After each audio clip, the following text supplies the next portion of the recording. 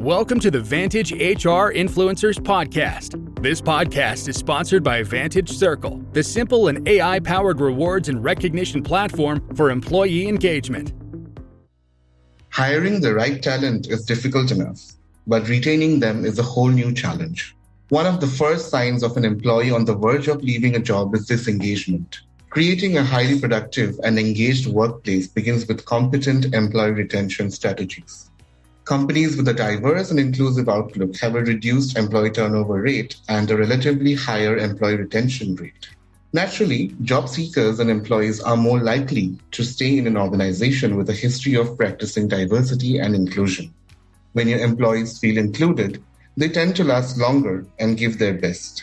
In today's episode, we will learn everything about enhancing employee retention with a diverse and inclusive outlook.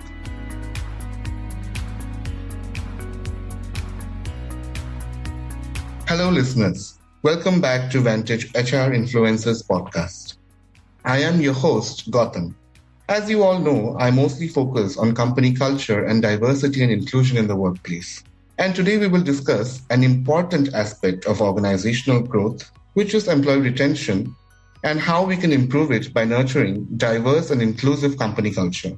And to give us more insights on this topic, we have with us Atulaya, the Human Resources Director and General Mills.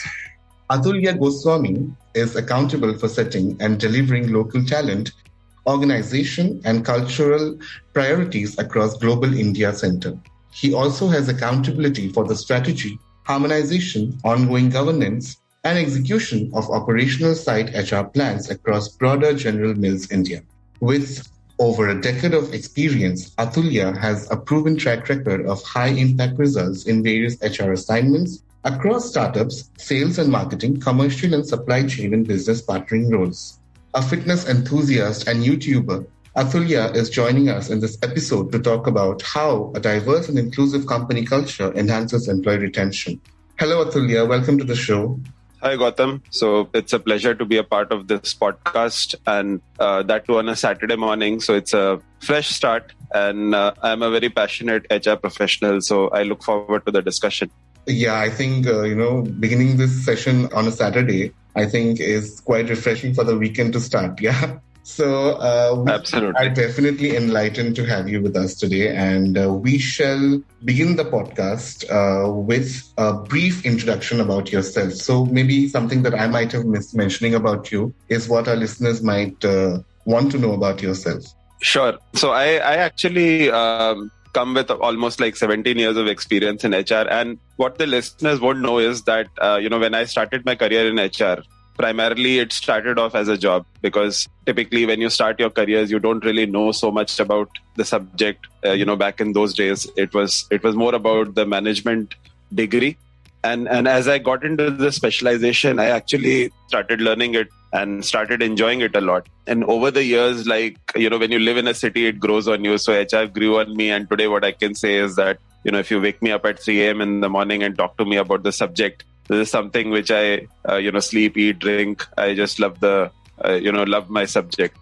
And that is what also, got me into being pretty active on LinkedIn. So I follow a lot of people. I have almost about 29,000 followers who are connected with me. So I find that platform very relevant for sharing material on HR, sharing about the key, contemporary topics in HR, and also learn a lot about human resources. So that's another platform where I'm very active and I love to interact with young students. I've been mentoring a lot of students in the HR domain who've just joined the B schools or young HR professionals who've just passed out from college. So I play that role as well, formally, informally, working with some institutes, and also, at a personal level. So it's been a very exciting journey and I just love what I do. Thank you, Atulaya, so much for letting our listeners know about your achievements and what you are all about. I think we are extremely delighted to have such a dignitary with us today who can enlighten us about employee retention. I think you said before the conversation that employee retention and diversity and inclusion is quite close to your heart. So, how would you define employee retention as per your knowledge or as per your segregation? So how would you define it? So employee retention, as the word goes, is more about finding probably the right people who fit. And I use the word cultural fit here. So people who actually associate with the values of your company, and these are like core ingredients, right? So people who probably think the way your values are formulated. Doesn't necessarily mean that people who think like you, because there's a difference, right? So values is like core to the company. So people who are pretty similar in terms of thinking from a value-based perspective, but who bring different perspectives. You don't want people who are your clones. You want people who bring different ideas on the table. So a combination of these two things is what you get into the organization. And then how do you work around the entire employee life cycle? So think about a person from a pre-onboarding stage or selection stage to the entire cycle of whatever life they spend in the organization for the next 5 years, 2 years, 10 years, 15 years, depending on the degree or the length of the life cycle. The employee experience that you provide to these employees is something which becomes very prominent. So that employee experience is actually the key determinant of whether a person is actually going to have a continuity with a lot of productivity. So I think these are the two words which we need to remember. It's not about retention for the sake of retention, right? It's continuity for the sake of productivity. If I work for 3 years and I deliver 6x, that's highly productive and that's valuable retention. But if I work for 10 years and I deliver 5x, that doesn't help, right?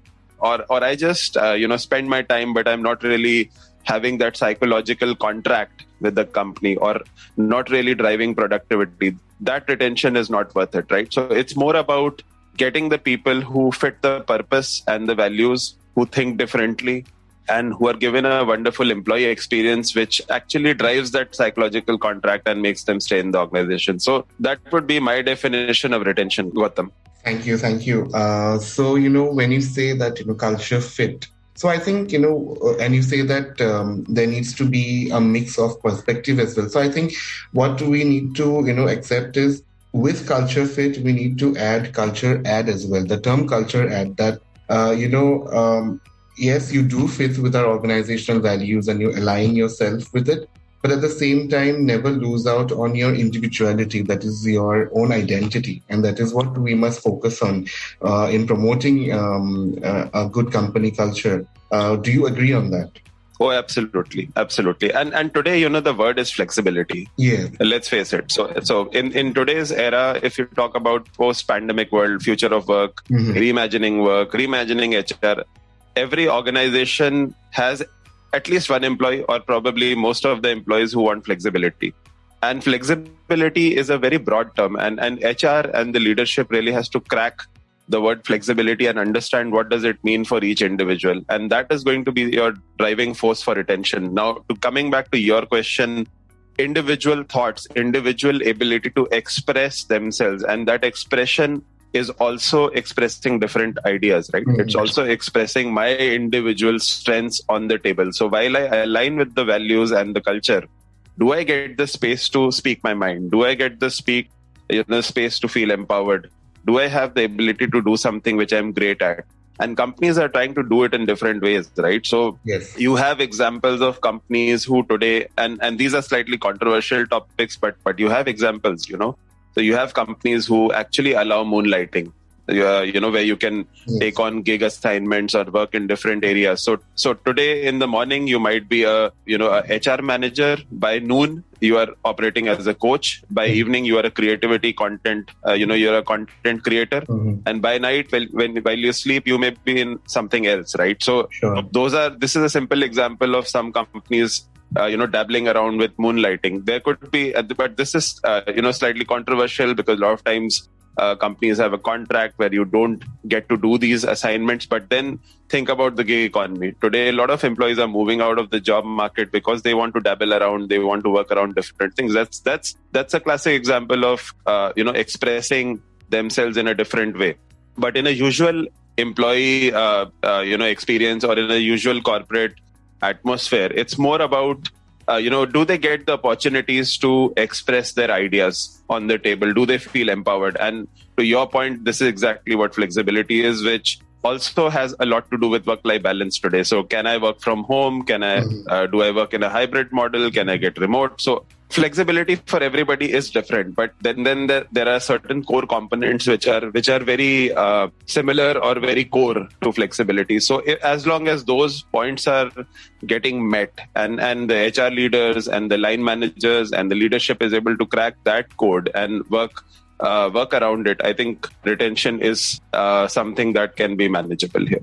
Okay, thank you so much for that knowledge sharing, information. So whenever we say that, companies are taking their efforts, companies are doing this and that to retain their employees, yet we see a lot of employees resigning. So what is your opinion about the Great Resignation and how companies must improve their employee retention strategies? Yeah.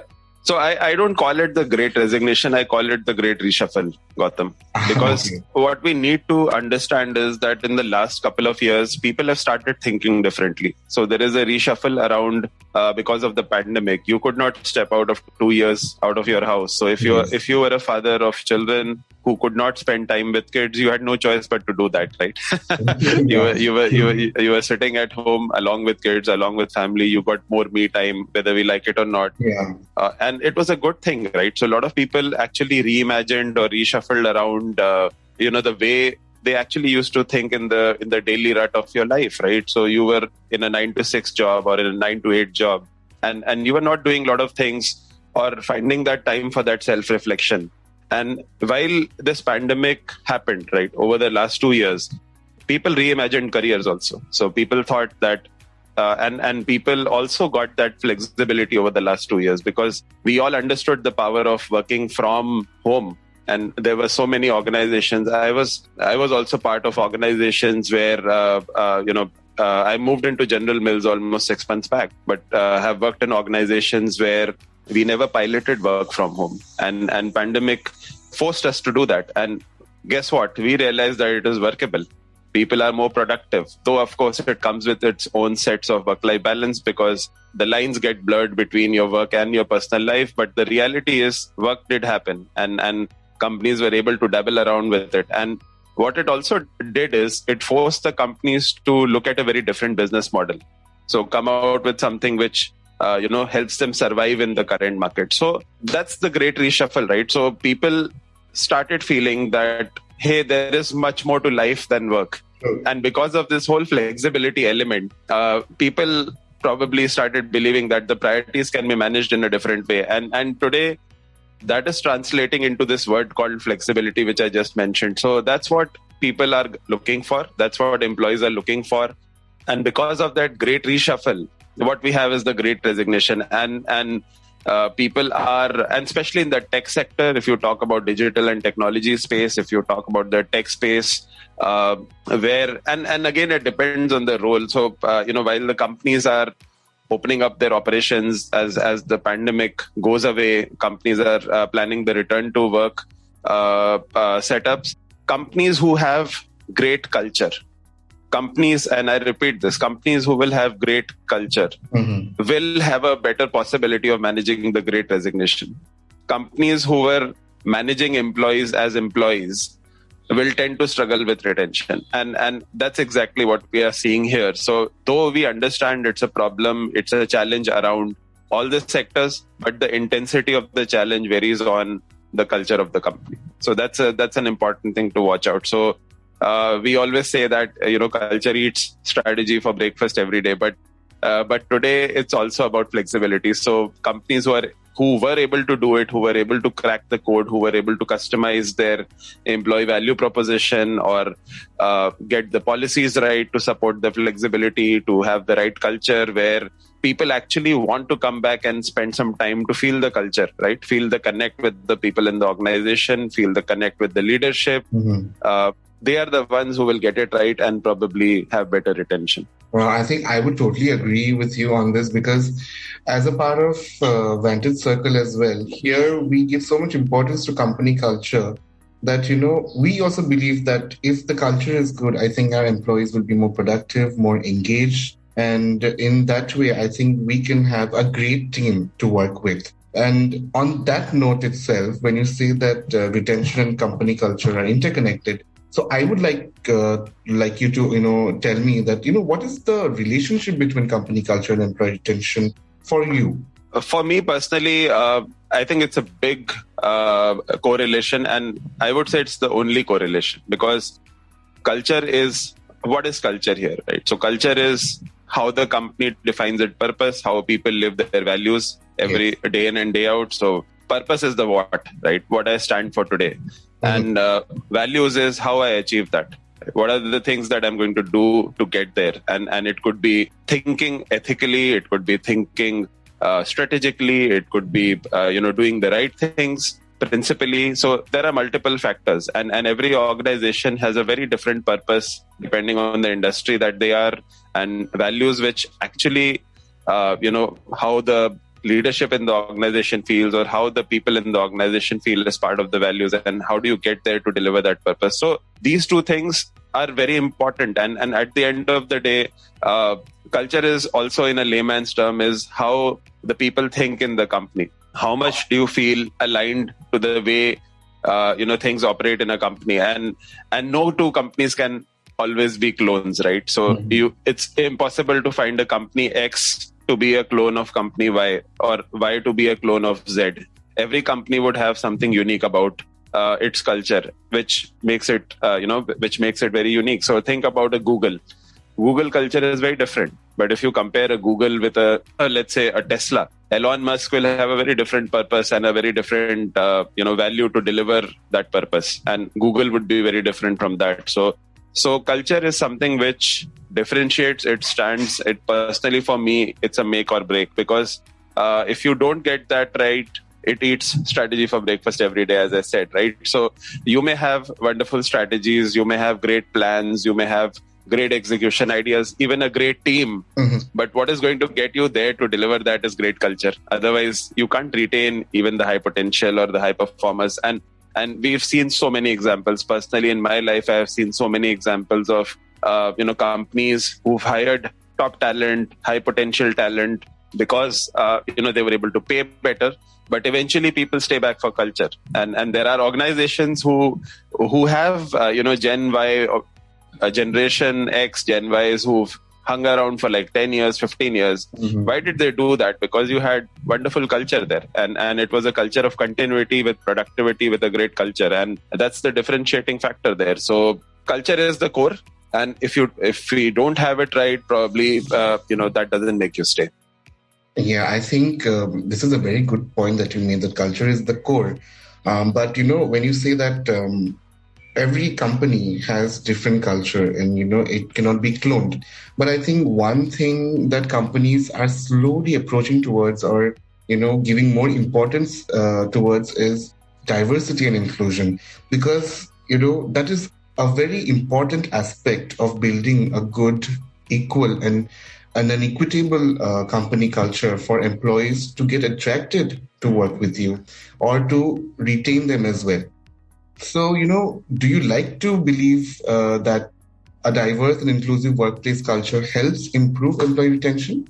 Oh, yes, absolutely. And going back to the point that you mentioned, right? So the point we talked towards the beginning of the discussion around diverse thoughts, right? So around people who come on the table and bring different ideas. How does that happen? Yeah. That only happens when you don't hire what you like, right? You should never. So this is a trap that we have, as recruiters. So we like to hire what we like, and this is what, or we tend to hire people who are like us. So that's the watch out when you think about diversity and inclusion, because if you are hiring everybody similar, you're getting similar ideas, right? Yeah. So values and the ideas also, everything to be 100% match doesn't serve the purpose. So diversity is about celebrating the difference. It's about bringing different ideas on the table. And why do we do that is something which is very important, right? This is where we tend to miss out the whole game plan. And sometimes we start thinking that, hey, diversity and inclusion is a number game. So if we incentivize the right people, if we incentivize the right leadership, if we pay the higher commission to probably a headhunter to get more women or more diverse workforce, that's not the game, right? The game plan is having people who represent your consumers. So having diversity means getting people who are actually your consumers and who consume your product, who can bring in different ideas. Think about a FMCG company, right? A consumer of a food product could be anybody. And getting the people who actually consume your products, it could be a woman, it could be LGBTQ, it could be somebody else, right? It could be a person with disability, it could be anybody. And those are your opportunities where you actually get people who bring in those diverse thoughts. And when you get that right, company understands, or people in the organization celebrate it over a period of time. And once again, I say that companies who have actually focused on diversity and inclusion with true intent, there is metrics to prove that companies with higher diversity and inclusion have delivered better profitability over a period of time. There are numbers to prove that. So there is analytics around it. And from a culture perspective, it's a big enabler, because you become an employer of choice over a period of time, because you attract the right people at the end of the day. What you want is people with diverse thoughts. And when you're doing it deliberately, that's what you're doing. So it has a very strong correlation. Wow, that's great to hear from you, because when we say that we want different perspective from various culture, backgrounds, identities, gender, but at the same time, I think we as companies or leaders, we also need to understand that it is very much important to recognize them equally, and at the same time, we must focus on their existence in the office, that the environment is discrimination-free, harassment-free, and there is equitable, ground at the office for everyone to play equally and work equally.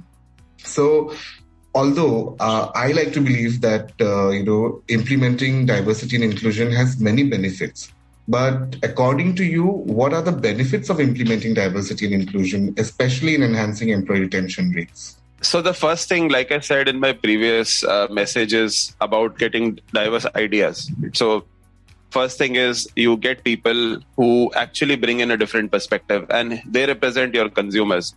And by the way, if you see examples of various organizations today, there are certain spaces where you have advantages if you have diverse workforce, right? I'll give you a very simple example without mentioning specifically about organizations. So think about working in a high noise area in a plant, right? You can have people who are disabled there, right? People with disability, somebody, there is a possibility of having a certain set of workforce who could actually add value in that space. Not necessarily saying that's the best solution, but it could potentially be a great solution. And I've seen examples of people who, who have been part of such organizations who've delivered exceptional results. Having said that, companies are more flexible in terms of giving opportunities now today. And that's the right thing to do, because it brings that element of connectedness in the organization. And so that the first value addition is you get diverse thoughts and processes which help you deliver better profitability. And it's a proven fact in terms of the analytics and the numbers. So that is something which is a real benefit. The second benefit is actually, good organizations or culturally evolved organizations, culturally, as we call them, best employer of choice organizations, tend to attract better people over a period of time. So it's a chain reaction, right? So companies who are more diverse, they create the culture of care. That's the core message when you have that. And you'll have a very strong correlation. And I'm saying this without looking at data, but I'm pretty sure if you will look at the data of companies who are culturally diverse, they will have a very high, possibility of very high engagement levels in their organizations if you do any sort of engagement survey. And what does that mean essentially is that they also have higher levels of productivity over a period of time, because engaged people are going to deliver higher results for you. A person who wakes up in the morning and says that, hey, this is my day today and I want to seize it, versus a person who says that, hey, why the hell do I have to go to office on a Monday morning? He's thinking about it on a Sunday evening. Yeah. There's a very big difference in terms of the productivity. And diversity and inclusion helps you build that, because you see the culture of care. And there are examples of so many organizations who have done so much in this space. And eventually, everything boils down to bottom line and the result. So engagement, productivity, what does it result into is better business results, hire engaged employees, and everything from a number perspective also gets impacted, right? So that's a chain reaction which you tend to create if you focus on D&I. Completely agreed, because when we say that diversity and inclusion are important, merely saying it is not the thing. It is a constant effort, and when it comes from the leader, employees themselves gain the trust towards the company, because they think that yes, everyone is welcomed here, and we are not getting judged on the basis of who we are or what we are or where we are coming from. The only thing that matters is our skills, our education, our performance, and nothing else. So I think that is a great factor in enhancing employee retention, especially with the millennials and the new generation employees, as they are way more forward and way more accepting to differences compared to the other generations. I think, would you like to agree on that? So the core remains the same, right? So whether you are Gen X, Gen Y, Gen Z, or Gen Z, point 1 or point 2, the expectations in terms of the basics is very similar, right? Mm-hmm. Everybody wants respect at workplace. Everybody wants to work on meaningful stuff. Yes. Everybody wants to work with a great manager, or if not a great manager, at least a good manager, right? Mm-hmm. Everybody wants to work for an organization which gives flexibility. And today, I think what has changed is the flexibility element.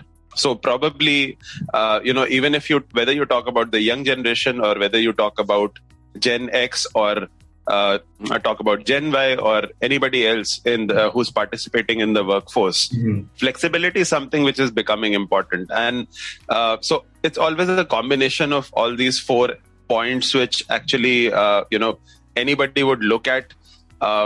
Maybe the young generation, the Gen Z, thinks a bit differently in terms of continuity in careers. So, and that's true for any generation, right? So any generation would have thought about it very differently. So those are the elements which organizations need to understand and customize their strategy around retention in that space. But I do believe that, from an engagement perspective, the core still remains the same. So whether I'm a Gen Z or a baby boomer, I don't want to work for an organization where I have poor leaders, right? So people management or developing strong people leaders is something which I have to do lifelong. It's not a one-time effort, and everybody wants it. Definitely. If I'm not going to work on meaningful work, whether I'm a Gen Z or I'm a baby boomer, it doesn't really make a difference. I'm not going to feel engaged. Mm-hmm, sure. If I don't get the flexibility, the same principle applies. So I think the basics are out there. It's about organizations who get it right and organizations who don't get it right. So that's where the differentiation is. Thank you so much, Atulaya, for that enchanting and enlightening message that you gave, that the core remains the same. And as much as I would like to keep listening to you, but the time would not give us that chance. So now that we are slowly approaching the end of this conversation, how would you like to summarize your thoughts on employee retention and how a diverse and inclusive culture helps elevate the same? So my summary would be that retention is important, but we should also remember that retention and continuity of engagement along with that retention is equally important. So retention without engagement holds no value, right? So it's not about saying that, hey, work with me for 10 years. I'll do everything to make you stay for 10 years. But what are we going to do to engage somebody culturally to get the job done, even in those 3 years that he stays versus 10 years is more relevant. So think about the great reshuffle. I don't like the word great resignation because it's very negative.